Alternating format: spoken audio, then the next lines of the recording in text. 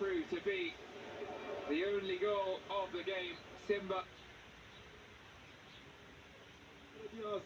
katika dakika ya 78 vichwa vinawasha kwa Simba, lakini nini cha kufanya kwa wao? Petro de Luanda imekuwa ni furaha kuchukua alama 3 ugenini, na hususan sio tu ugenini peke yake, katika dimba la Benjamin Mkapa, uwanja ambao Simba wanasimamisha ufalme wake, uwanja ambao Simba ni maarufu kwake na ukubwa wake Simba Sports.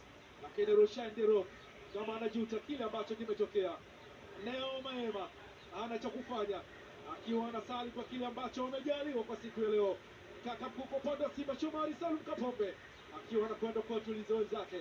Petro de Luanda kwao ni furaha, wanarudi tena kule Luanda kwenda kujipanga tena, wakitafuta kilomita 3834 zimewalipa kuja kuchukua alama 3 muhimu katika ardhi ya Tanzania, katika jiji la Dar es Salaam, katika uwanja wa Benjamin Mkapa.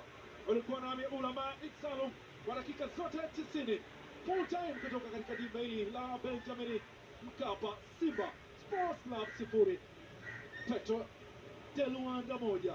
Hadi wakati mwingine, nikwambie tu kwaheri.